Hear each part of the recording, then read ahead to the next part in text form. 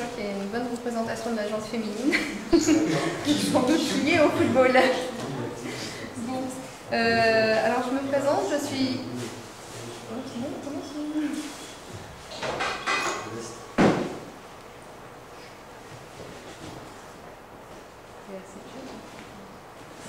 Je couperai quand je vous mets sur Internet.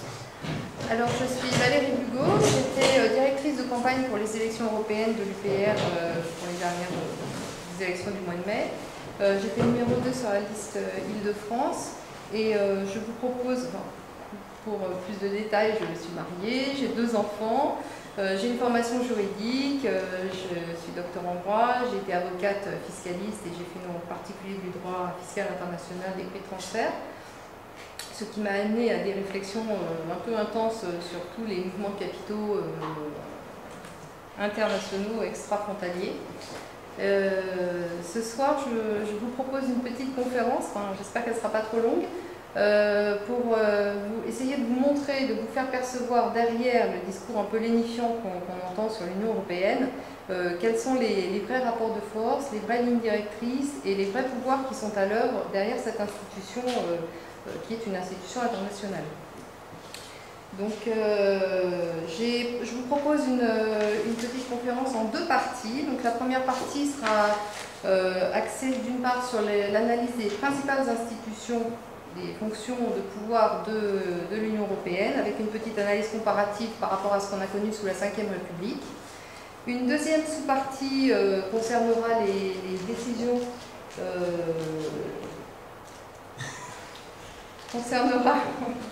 la deuxième sous-partie concernera les décisions,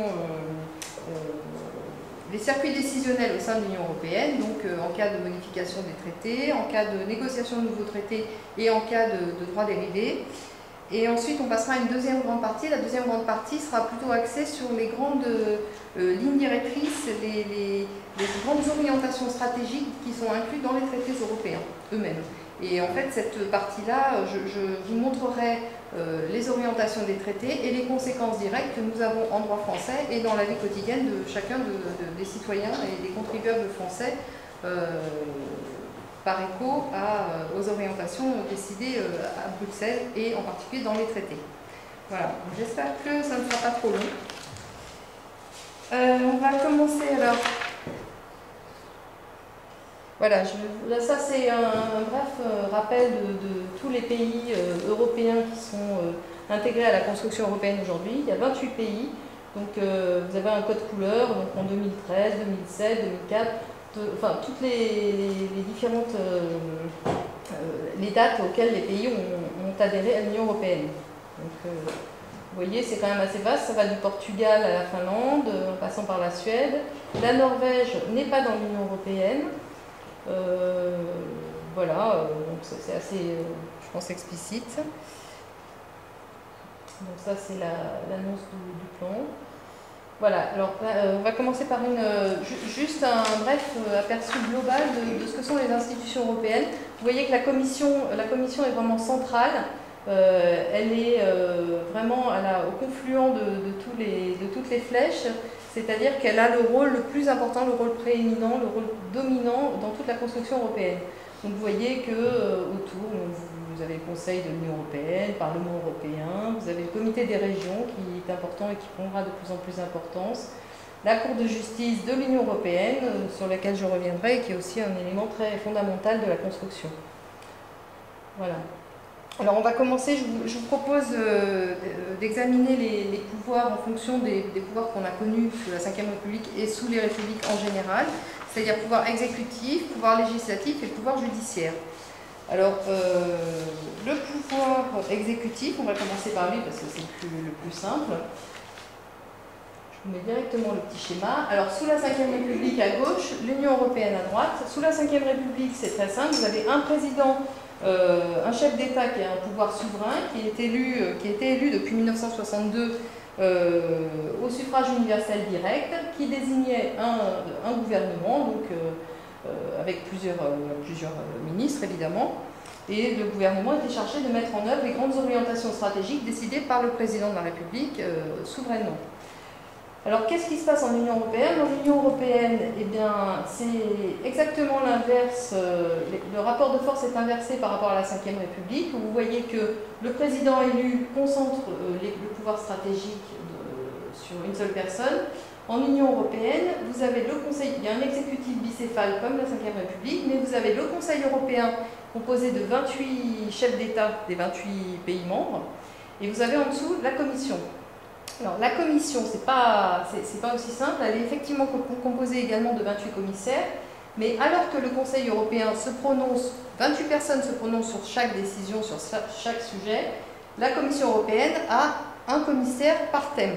Donc le commissaire a une voix unique sur le sujet qui l'intéresse. Donc en réalité, quand le Conseil européen n'arrive pas complètement à se mettre d'accord, les 28 personnes n'arrivent pas vraiment à se mettre d'accord, il se trouve que c'est le commissaire européen qui agit comme un fédérateur et qui met un peu tout le monde d'accord, qui prend la décision finale. Donc on voit que le rapport de force, le rapport de pouvoir est un peu inversé par rapport à la Ve République, où vous avez les chefs d'État qui sont finalement en situation inférieure, bien que désignés bien souvent de façon démocratique par les États qui les ont amenés au pouvoir. Ils sont en situation d'infériorité par rapport aux commissaires qui, eux, ne sont pas élus. Voilà. Donc, il faut quand même rappeler que le rôle, la fonction de la Commission européenne, le rôle de la Commission européenne, donc, on a vu, elle agit comme un fédérateur au niveau des décisions de l'exécutif, mais elle est exclusivement, elle a à elle seule l'initiative des lois de l'Union européenne. Elle vote certaines lois également. Elle négocie les traités, elle propose le budget de l'Union européenne et elle encadre les budgets nationaux. Donc elle a des prérogatives qui sont vraiment, on peut dire, exorbitantes du droit commun, qui sont des prérogatives très importantes et qui battent en brèche la séparation des pouvoirs que l'on a connue sous les régimes républicains et sous les régimes démocratiques traditionnels. Alors, ensuite, on va passer donc au pouvoir législatif. Voilà. Alors, le pouvoir législatif, c'est pareil, je vous propose un petit état comparatif entre les institutions qu'on a connues sous la Ve République et ce qui se passe au sein de l'Union européenne. Alors, sous la Ve République, on connaissait évidemment un parlement qu'on appelle bicaméral parce qu'il y a deux chambres, une chambre haute et une chambre basse. La chambre basse, c'est la chambre qui est élue au suffrage universel direct, l'Assemblée nationale, sous la Ve République. Et la chambre haute, qui s'appelle le Sénat, qui est une démocratie représentative indirecte. Pourquoi? Parce que ce ne sont pas les citoyens qui votent directement pour les sénateurs, vous savez, ce sont les maires, les représentants municipaux qui agissent, les locaux qui votent pour les sénateurs. Donc c'est une représentation populaire mais indirecte. Mais il y a quand même une représentation populaire qui existe dans les deux chambres. On est sous la Ve République. Hein. Donc la Ve République dispose, enfin évidemment le Parlement de la Ve République dispose de l'initiative des lois. Ça c'est évidemment l'héritage de la Révolution de 1789, souveraineté populaire. Le peuple ne peut, il est souverain et il se donne les moyens d'appliquer les lois que lui seul décide de se donner. Voilà. Donc le Parlement a l'initiative des lois. Et il vote également ces lois. Alors, évidemment, dans le vote des lois, sous la Ve République, l'Assemblée nationale a un rôle un rôle un peu plus important que le Sénat, et elle est, parce que quand il y a une commission mixte paritaire, quand les deux chambres n'arrivent pas à se mettre d'accord sur les mêmes termes, sur les textes dans les mêmes termes, la prééminence va à l'Assemblée nationale en dernier recours. Néanmoins, bon, les deux chambres ont quand même un rôle très important et elles votent les budgets. Les deux chambres votent le budget. C'est pareil sur le budget, la Ve République, le budget était plutôt dans les mains du pouvoir exécutif parce que l'agenda budgétaire, etc. était tellement encadré que c'est plutôt le pouvoir exécutif qui avait la main sur le budget. Néanmoins, le pouvoir législatif avait quand même un rôle d'amendement très important et pouvait contrôler, quoi qu'il arrive, les décisions budgétaires de l'exécutif. Qu'est-ce qui se passe en Union européenne? Alors en Union européenne, c'est pareil, vous avez une certaine forme de bicaméralisme parce que vous avez également deux chambres. Vous avez donc une chambre basse, qui est le Parlement de l'Union européenne, pour laquelle représentation desquelles on a voté il y a peu de temps, qui est donc une démocratie représentative directe, mais À la différence de ce qui se passe sous la Ve République, on peut dire que c'est une représentation représentative démocratique qui n'est pas homogène. Pourquoi? Parce que c'est des représentants de 28 États, de 28 pays, de 28 peuples qui n'ont pas les mêmes langues, qui n'ont pas les mêmes cultures, qui n'ont pas les mêmes stratégies politiques, qui n'ont pas les mêmes intérêts, qui n'ont pas les mêmes organisations sociales. Donc c'est pas tellement représentatif de quelque chose de commun. Enfin, il y a très peu de points communs sur ces 28 États membres. Voilà. Alors la deuxième chambre, en revanche, il y a une très grosse différence par rapport à ce qu'on a connu sous la Ve République sur la deuxième chambre, parce que la deuxième chambre du pouvoir législatif en Union européenne s'appelle le Conseil de l'Union européenne. En fait, le Conseil, il est composé de tous les ministres des États membres. Donc ce sont des ministres qui ne sont pas élus. Donc la deuxième chambre du pouvoir législatif en Union européenne n'est absolument pas issue d'une représentativité populaire quelconque, ni directe ni indirecte. En Ve République, vous avez une représentativité populaire directe et indirecte. En Union européenne, vous avez une représentativité directe non homogène et de l'autre côté, pas de représentativité directe du tout, ni indirecte. Pas de représentativité populaire. Alors, d'autre part, il y a une différence il y a une autre différence, c'est dans la fonction de ces deux institutions. Alors que la Ve République, le pouvoir législatif est quand même assez complet et a des prérogatives très importantes et étendues, en Union européenne, ce n'est pas le cas. Parce que d'une part, l'initiative des lois échappe vraiment complètement aux deux chambres, puisque l'initiative des lois appartient à la Commission européenne. Deuxièmement, le vote des lois, toutes les lois ne sont pas votées au sein du pouvoir législatif. Une partie sont votées effectivement par le Parlement et le Conseil, mais pas l'intégralité. Et en plus, dans les deux chambres, c'est surtout le Conseil qui a plus de pouvoir pour voter plus de lois. Il y a une partie des lois qui échappe complètement au Parlement européen. On va dire que le Parlement européen, pour être très approximatif, vote environ les 2/3 des lois qui concernent toute l'Union européenne. Quant au Conseil, il en voterait plutôt les 3/4. Voilà. Le Parlement et le Conseil ont une prérogative budgétaire, sachant que, effectivement, le Parlement a une compétence budgétaire inférieure à celle du Conseil. Donc on voit, dans l'Union européenne, la prééminence appartient au Conseil, qui n'est pas élu, qui n'est pas du tout représentatif qui n'est pas issu de la représentativité populaire. Alors qu'en Ve République, on voyait bien que la prééminence appartenait à l'Assemblée nationale, qui était, elle, une démocratie représentative directe, homogène. Donc il y a une perte entre les deux institutions, quand on bascule de l'un à l'autre, il y a une perte de pouvoir politique de la représentativité populaire. Voilà. Quoi qu'on puisse penser par ailleurs de la légitimité ou non de la représentativité. Alors ensuite, on va passer au pouvoir juridictionnel.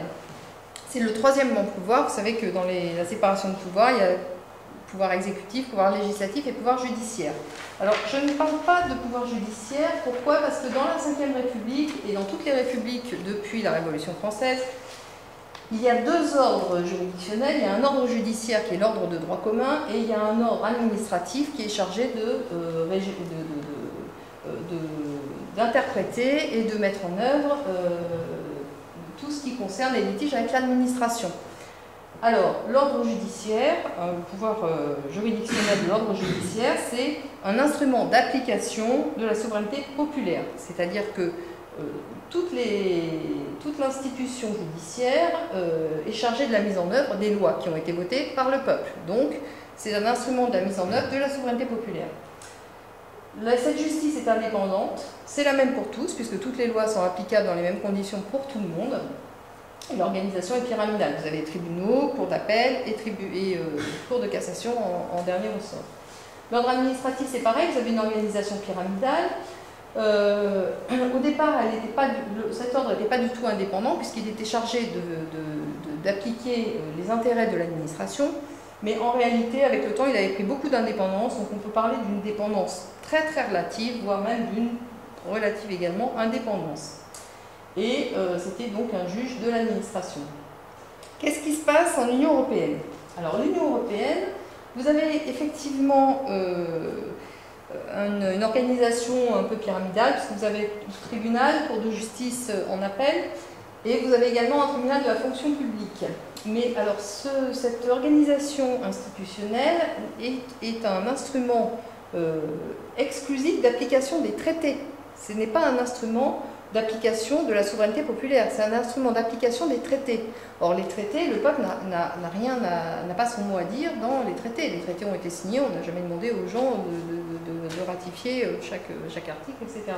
Donc vraiment, l'organisation juridictionnelle au sein de l'Union européenne, c'est un instrument d'application des traités. D'ailleurs, la Commission saisit la Cour de justice en cas d'aide d'État ou de recours en manquement. La France Télécom, par exemple, le 8 décembre 2011, a été condamnée à verser 1,02 milliard d'euros en raison du régime de faveur dont cette entreprise d'État bénéficie en matière de taxes professionnelles. Ce qui fait qu'ensuite, suivant tout ça, le régime de la taxe professionnelle a disparu, a été complètement modifié et a dû être vraiment remis à plat par l'État. Alors, certaines dispositions des traités ou du droit dérivé, il faut savoir, restent longuement...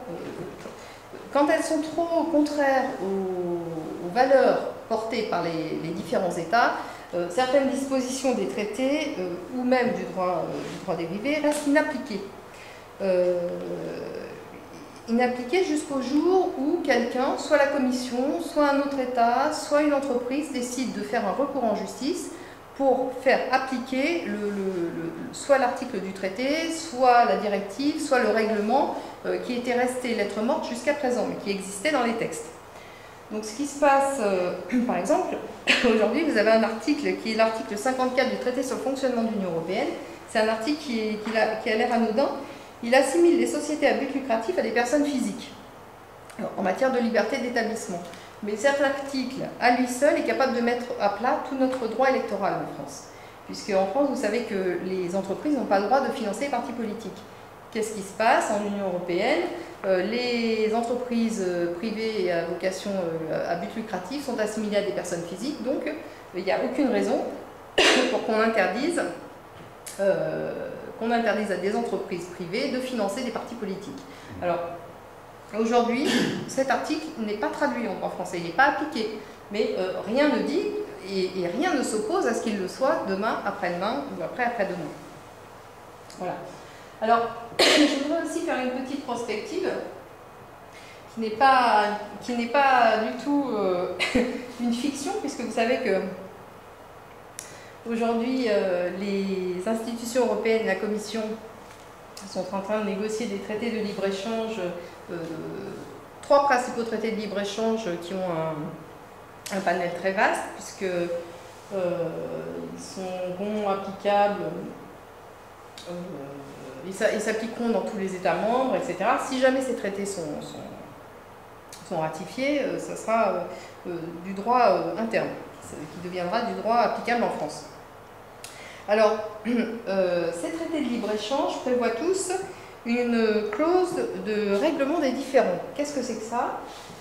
Eh bien, ça veut dire qu'en matière juridictionnelle, vous allez avoir une justice privée, un tribunal d'arbitrage qui arbitrera les différends entre les États et les entreprises et dont l'objectif est de protéger les investissements. Voilà. Donc, vous avez la Ve République, l'ordre juridictionnel qui est au service de la souveraineté populaire, en Union européenne au service des intérêts portés par les traités européens, et en prospective TAFTA, vous allez avoir une justice privée directement chargée de protéger les investissements des entreprises privées. Voilà, donc vous voyez quand même la dégradation du bien commun et de l'intérêt commun au profit de l'intérêt privé. C'est un long glissement. Hein. Voilà, alors évidemment, la Cour de justice de l'Union européenne, je vous l'ai dit, est un instrument au service des traités. Depuis 1995, elle a entrepris une politique active de construction de façon à mettre en œuvre les dispositions des traités européens. Et depuis 2005, elle a durci sa position vis-à-vis des États membres en matière de transposition des directives. C'est-à-dire qu'elle sanctionne désormais beaucoup plus fermement les retards dans l'application en droit de chaque État des différentes directives qui sont votées au niveau de l'Union européenne. Voilà. Donc on arrive à la fin de la présentation institutionnelle assez grossière, puisque je n'ai présenté que les plus grandes institutions, mais en comparant entre ce qu'on a connu dans la Ve République et ce qui arrive en Union européenne, on se rend quand même bien compte qu'il y a un rapport de force institutionnel qui est en train de basculer de l'intérêt public vers l'intérêt privé. Voilà. Alors ce constat va se confirmer quand on va analyser maintenant les décisions, la façon dont les décisions sont prises au sein de l'Union européenne. Donc vous avez, on va examiner dans un premier temps les circuits décisionnels, donc au niveau de la modification des traités constitutifs, de la négociation de nouveaux traités et du droit dérivé. Et ensuite on verra comment se passe le pouvoir décisionnel en matière législative. On verra qu'il y a deux procédures, une procédure ordinaire et des procédures spéciales. Alors, les circuits décisionnels en matière de modification des traités constitutifs. Donc là, c'est l'article 48 du traité sur l'Union européenne qui impose l'unanimité des États membres pour modifier les traités. Voilà. Alors, assez grossièrement, l'article 48 du traité sur l'Union européenne propose deux procédures différentes pour modifier les traités constitutifs. Vous avez une procédure normale qui s'applique en cas d'accroissement des compétences de l'Union européenne et une procédure simplifiée pour aller plus vite et oui, c'est essentiellement pour aller plus vite et puis éviter les lourdeurs vraiment procédurales. Mais cette procédure simplifiée ne peut théoriquement pas s'appliquer en cas d'accroissement des compétences de l'Union européenne. On va voir que dans la pratique, ça ne se passe pas comme ça. Voilà. Donc la procédure normale, hein, vous avez l'initiative, toujours l'initiative des lois qui appartient à la Commission, mais également au gouvernement, c'est-à-dire au Conseil européen, les chefs d'État des 28 États membres, et au Parlement européen. Ensuite, après consultation de la Commission et du Parlement européen, le Conseil convoque d'une part une convention qui est composée des représentants des parlements nationaux, des chefs d'État et de gouvernement, de la Commission et du Parlement européen, laquelle adopte au consensus une recommandation qui sera transmise à la conférence des représentants des États membres. Et cette conférence décidera d'un commun accord les modifications à apporter au traité constitutif. Voilà. Donc ensuite, vous savez, puisque l'article 48 le précise expressément, il faut que chaque État membre, chacun des 28 États membres, ratifie la modification proposée. Alors dans la pratique, on va le voir tout de suite, en tout cas rapidement, vous allez voir que quand la procédure ordinaire, qui est un peu trop lourde, gêne les instances européennes, elles ne se gênent pas pour ne pas appliquer les propres règles qu'elles se sont mises et pour prendre des chemins de traverse et appliquer des procédures simplifiées là où elles ne devraient pas être appliquées. Alors, je vous rappelle, l'article 48, c'est vrai qu'il demande l'unanimité, donc c'est quand même une procédure qui est lourde, difficile et on en a eu un bon exemple à l'occasion du traité de Lisbonne et du traité de la Constitution dite européenne. Vous savez que le traité de Lisbonne a été ratifié par tous les États, d'ailleurs pas dans les mêmes termes, puisque l'Irlande bénéficie d'un traitement dérogatoire suite à son rejet par référendum du 13 juin 2008. Mais le traité de Lisbonne a été ratifié au prix d'une forfaiture, puisque vous savez, c'est un petit rappel historique, que la Constitution européenne a été rejetée par référendum par les Français et les Hollandais. 55% des Français ont rejeté la Constitution européenne le 29 mai 2005. Et suite à ces rejets, les Irlandais n'ont pas eu à se prononcer, le projet de Constitution européenne a été abandonné. Quelques temps plus tard, ce projet, quelque peu modifié, reformaté, voilà, remis en forme, on va dire, hein, vraiment, a été proposé sous le nom de traité de Lisbonne. Et ce traité de Lisbonne a été imposé aux Français le 13 décembre 2007. puisque vous savez que sur l'initiative du président de la République, le Parlement français réuni en congrès a ratifié en février 2007, contre la volonté populaire qui s'était manifestée par référendum le 29 mai 2005. Et pour ce faire, le même mois de la même année, c'est-à-dire en février 2007, nous avons connu une modification de la Constitution française dans laquelle la référence explicite à la haute trahison a disparu de l'article 68 de la Constitution.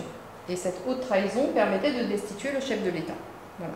Donc on voit bien, tout s'est passé le même mois, février 2007, ratification du Parlement par le Parlement en Congrès, modification de la Constitution pour supprimer le crime de haute trahison. Voilà, donc ça a été un peu compliqué, les dirigeants européens n'ont pas gardé forcément un très bon souvenir. Et il s'est produit entre-temps, évidemment, la crise de 2008, le choc financier très, très fort par certains pays, en particulier la Grèce qui a fait un quasi-défaut en 2010. Donc beaucoup de dettes s'accumulaient et il a fallu, les instances européennes ont réfléchi à une façon de pouvoir, en tout cas, parer le plus rapidement possible, si besoin était, à un besoin massif de capitaux et de liquidités. Donc ils ont eu l'idée de créer une nouvelle institution qui s'est appelée le Mécanisme européen de stabilité. Alors cette institution européenne, c'est une institution financière internationale. C'est une institution à part entière et elle peut lever des fonds sur les marchés financiers à hauteur de 700 milliards d'euros. 700 milliards d'euros, c'est très important parce qu'une fois que les 700 milliards seront levés sur les marchés financiers, il faudra les rembourser. Et qui va les rembourser? C'est le porte-monnaie de chacun des contribuables et de chacun des citoyens des 28 États membres. Donc c'est une institution qui, par définition, accroît les compétences de l'Union européenne. Donc, a priori, il aurait fallu utiliser la procédure pour mettre en œuvre ce traité, utiliser la procédure normale. Ce n'est pas ce qui s'est passé. Et les instances européennes ont décidé de pratiquer la procédure simplifiée.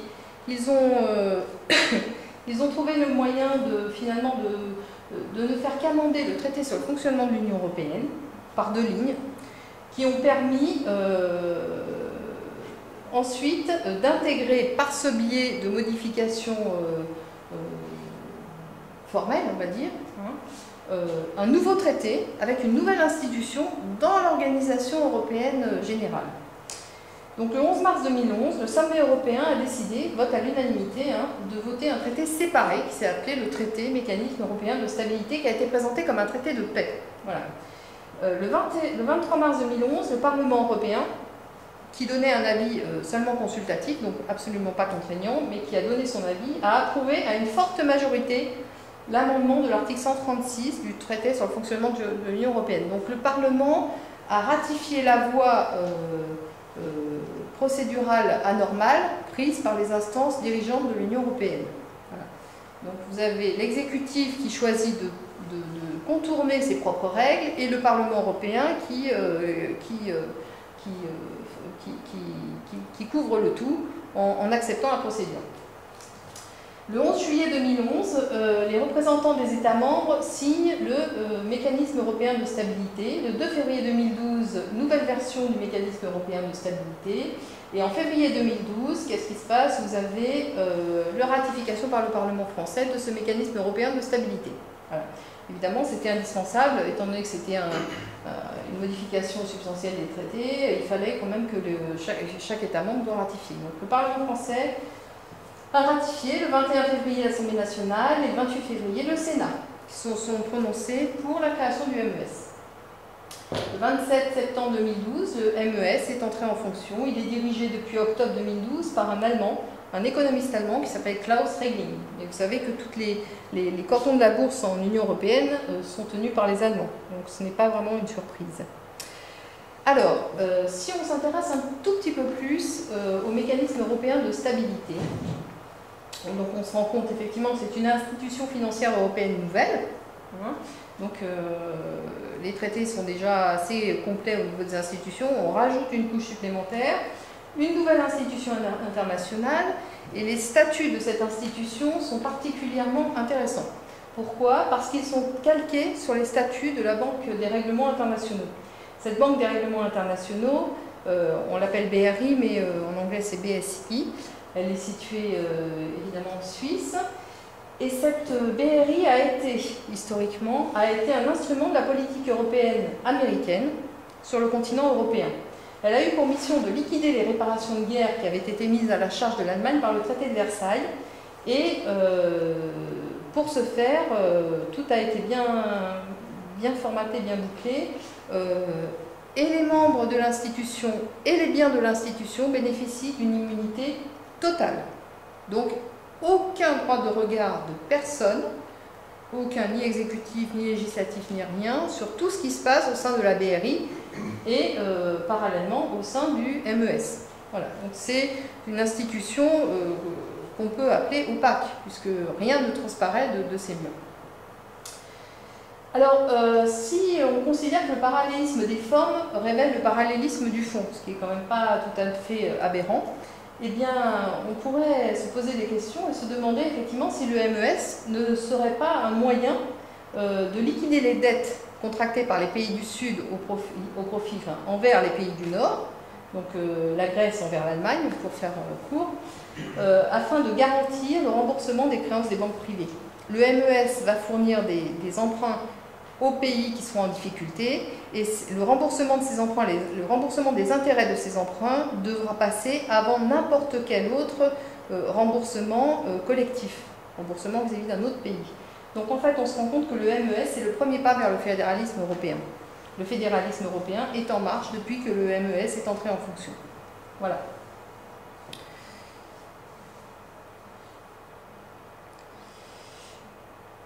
Alors, maintenant, ça c'était en cas de modification des traités constitutifs. Maintenant, comment ça se passe au niveau des circuits décisionnels en cas de négociation de nouveaux traités? Alors, vous savez que c'est quand même d'actualité parce qu'effectivement, en ce moment, je l'ai déjà évoqué, sont en cours de négociation des traités de libre-échange très importants avec l'Amérique du Nord et d'autres pays, en particulier 3 grands traités. Donc, c'est intéressant de savoir comment ça se passe. Qui décide, qui négocie et qui ratifie. Donc il s'agit des articles 207 et 218 du traité sur le fonctionnement de l'Union européenne. Alors la Commission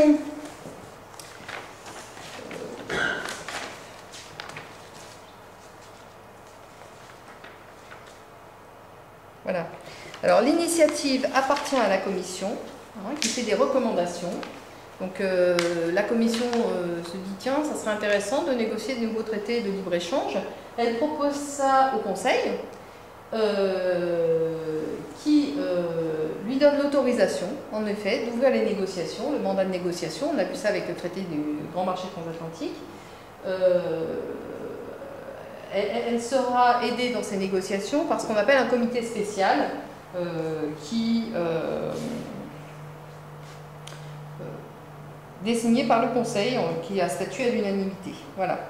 Alors, le Conseil statuant à l'unanimité, alors vous avez le négociateur, donc la Commission européenne et le comité spécial, ensuite qui mène les négociations, pas en toute transparence, hein. Les négociations, ça se passe quand même dans les bureaux de la Commission, avec les négociateurs étrangers, et en particulier les représentants des lobbies des grandes industries. Hein. C'est comme ça que ça se passe. Alors, le Conseil, une fois que les négociations sont achevées, le Conseil conclut l'accord et il demande pour ce faire, ce qui est absolument nécessaire, l'approbation du Parlement européen. Mais il a la possibilité d'autoriser la signature de l'accord et même son application provisoire. Voilà. Une fois que tout ce processus est mis en route, il faut évidemment, comme en cas de modification des traités fondamentaux, des traités constitutifs, il faut que chaque État membre, chacun des 28 États membres, ratifie sur son sol, sur son territoire, par référendum ou processus parlementaire, en fait ça c'est décidé par les règles constitutionnelles de chacun des États, ratifie l'accord qui a été négocié par la Commission avec le comité spécial. Voilà.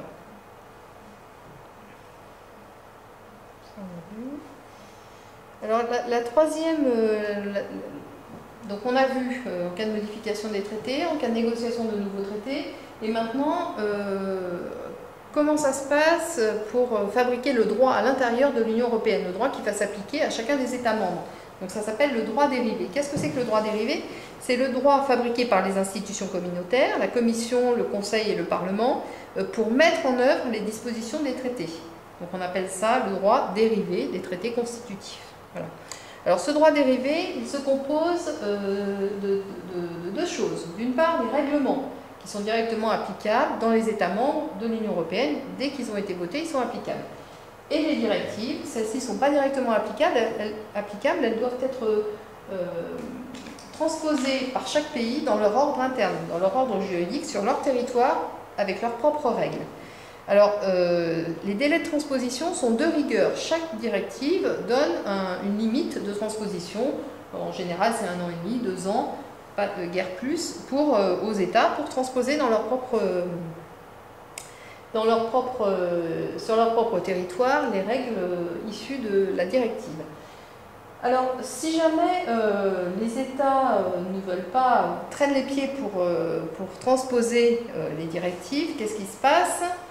Eh bien, la Commission européenne ou un autre État membre, c'est-à-dire qu'il y a 2 recours possibles, par la Commission et par l'un quelconque des 28 copains, des 27 autres copains membres de l'Union européenne, qui peuvent saisir la Cour de justice par un recours en manquement, de façon à faire condamner l'État qui a traîné, qui a tardé à transposer, à une amende ou voire des intérêts de retard, des astreintes pour jours de retard.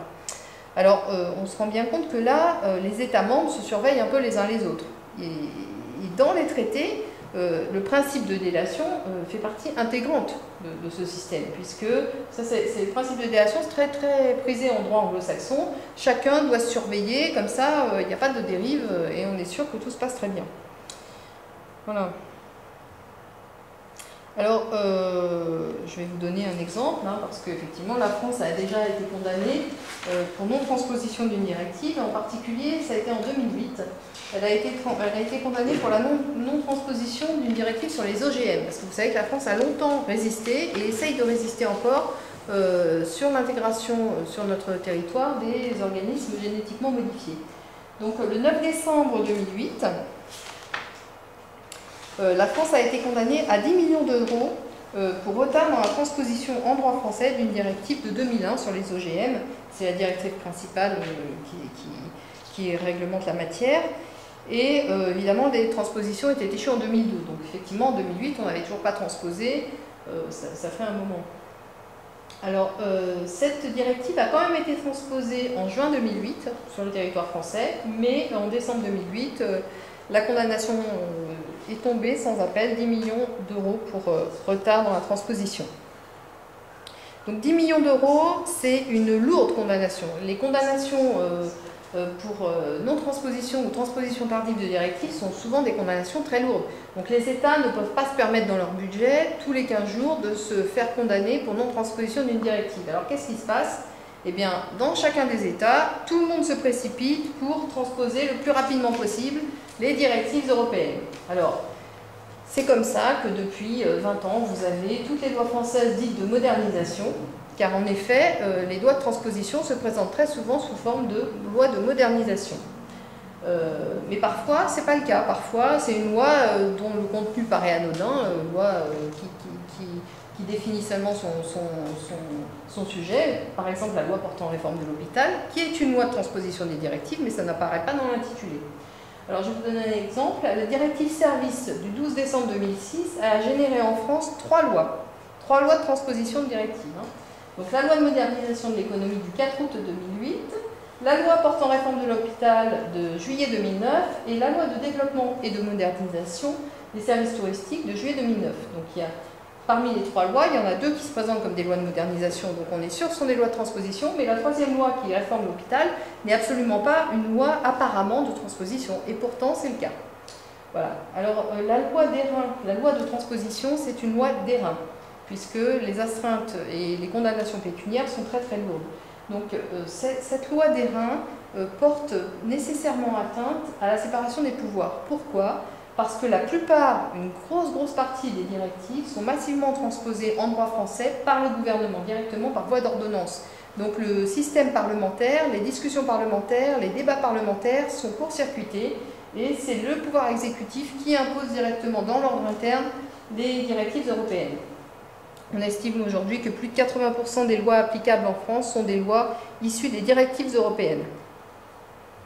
Voilà, donc la loi des reins, vous voyez la directive, délai de rigueur, sanctionné par la Cour de justice, et évidemment la cagnotte qui tombe dans le budget de l'Union européenne, condamnation des États, et ensuite évidemment la loi interne, en particulier la loi française, doit suivre, parce que sinon, c'est pas parce que vous avez été condamné une fois que vous ne pouvez pas être condamné une deuxième, une troisième, une quatrième fois. En droit français, il y a un principe selon lequel on ne peut pas être condamné plusieurs fois pour la même faute. Eh bien, en Union européenne, c'est pas le cas. Les condamnations pécuniaires pour non-transposition, il peut y en avoir autant de fois que les années s'allongent sans transposition. Voilà. Alors maintenant, je vous propose d'analyser un petit peu comment se passe le pouvoir décisionnel au niveau législatif en Union européenne. Alors, le pouvoir législatif, qu'est-ce que c'est? On a vu que dans la Ve République, vous avez un va-et-vient entre les deux chambres doivent se mettre d'accord sur les mêmes textes, et c'est comme ça que ça se passe.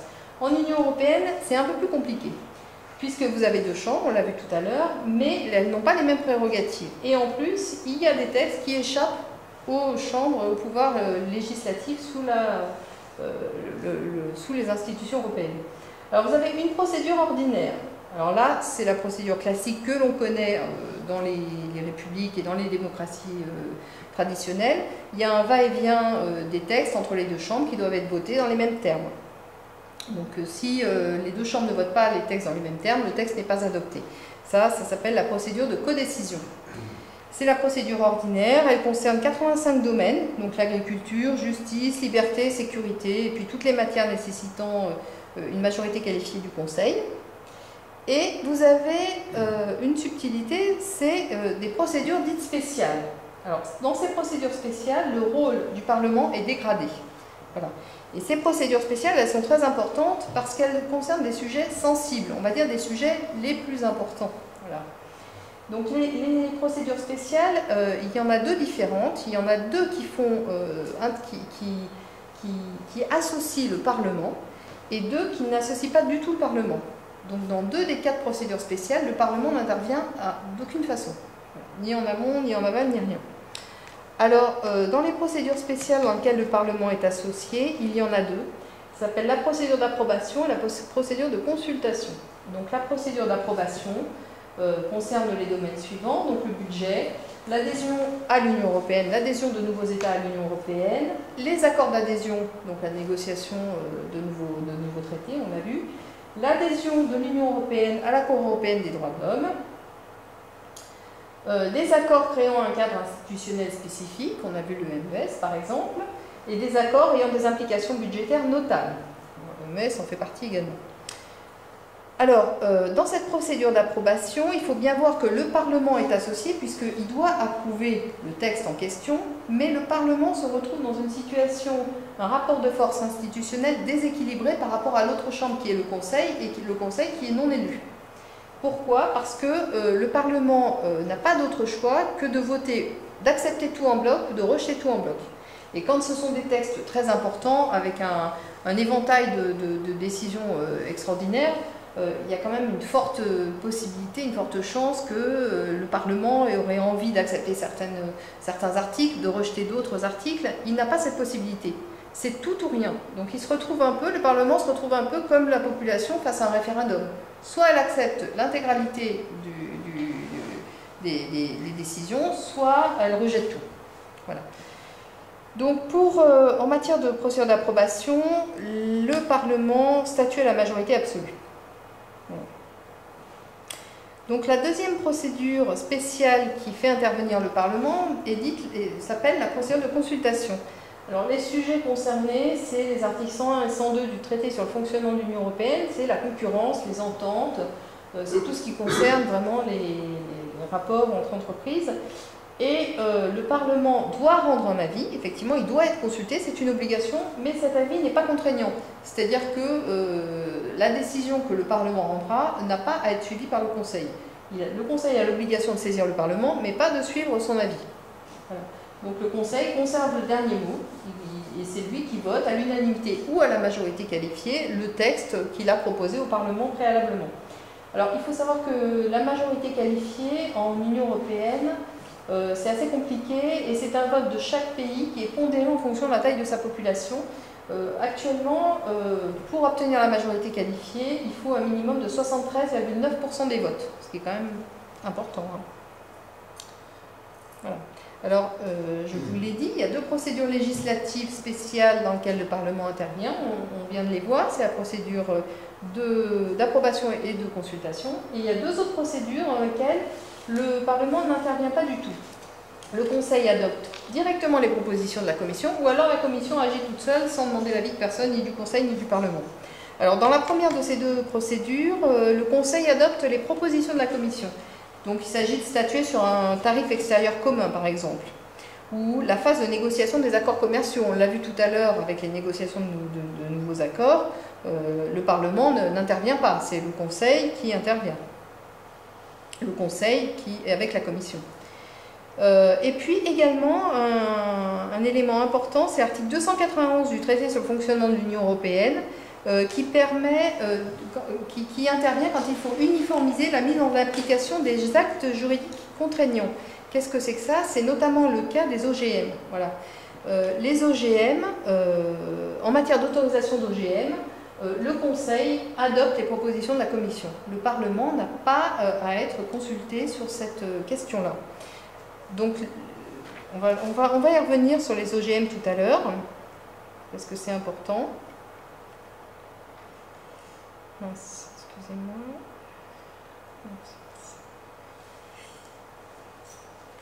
Voilà.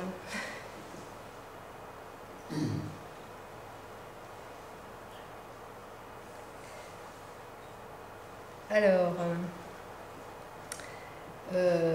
je finis donc sur les procédures spéciales qui excluent l'intervention du Parlement et en l'occurrence de la Commission et en l'occurrence du Conseil également, puisqu'il y a une possibilité, dans un cas de figure, la Commission agit toute seule sans s'occuper du pouvoir législatif, donc ni Parlement ni Conseil.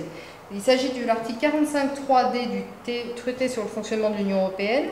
La Commission réglemente seule les conditions dans lesquelles un travailleur étranger peut rester sur le territoire d'un pays membre après y avoir occupé un emploi. Et il y a également un deuxième article qui est un article très important, c'est l'article 106 du traité sur le fonctionnement de l'Union européenne, qui concerne les entreprises publiques et les entreprises auxquelles sont accordés des droits spéciaux et exclusifs. La Commission veille à ce qu'elle n'édicte, enfin à ce que les États n'édictent ni ne maintiennent aucune mesure contraire aux règles des traités. Cet article-là s'oppose au maintien des services publics. Voilà. Alors c'est pourquoi il y a un exemple assez récent d'application de tout ça, c'est le fameux décret Montebourg, édicté pour empêcher soi-disant l'acquisition d'Alstom par General Electric. Bon, on a vu que de toute façon la Commission avait d'ores et déjà mis en garde en disant que mis en garde la France contre une tentation protectionniste. La France ne pouvait pas s'opposer à ce rachat. Et d'ailleurs, on a bien vu, actuellement, General Electric est en train de racheter Alstom, avec au passage une garantie de l'État qui, de par sa fonction, va intervenir dans la transaction, mais non pas pour gêner General Electric, mais au contraire pour l'aider à se débarrasser d'un troisième larron qui était en l'occurrence Bouygues, qui détenait 29% des actions d'Alstom. Donc l'État s'est engagé à racheter 20 des 29% d'Alstom de façon à laisser les mains libres à General Electric sur toutes les décisions d'entreprise et les décisions stratégiques qui seront mises en œuvre après le rachat. Alors, je voudrais revenir un petit peu sur la réglementation des OGM, parce que vous savez qu'il y a une lutte qui est quand même assez farouche, en France en particulier, entre les institutions françaises qui veulent réglementer, en tout cas qui s'opposent à une invasion massive des OGM sur notre territoire, et la Commission et les instances européennes qui, elles, agissent plutôt en sens inverse. Alors, quelques repères textuels. Bon, en Union européenne, vous avez des directives. Vous avez une directive du 14 décembre 1998. Une directive, c'est la directive principale qui réglemente la matière, c'est une directive du 12 mars 2001. vous avez 3 règlements, un de 97 et 2 règlements de l'année 2000. Et en 2011, le Parlement européen a adopté une proposition concernant la possibilité pour les régions d'interdire la culture d'OGM. Donc le Parlement, faisant droit à une demande du Comité des régions, a agi pour une prise en compte de l'échelon régional et un affaiblissement de l'échelon national. Ça, c'est important. Et en mars 2014, vous avez une proposition de modification des textes qui intervient par la Commission. Alors, la procédure, comment ça se passe? Je l'ai évoqué tout à l'heure. La Commission européenne propose une mise sur le marché de certains OGM, de plusieurs, en fonction des cas. Et pour s'opposer à cette mise sur le marché, le Conseil doit voter à la majorité qualifiée.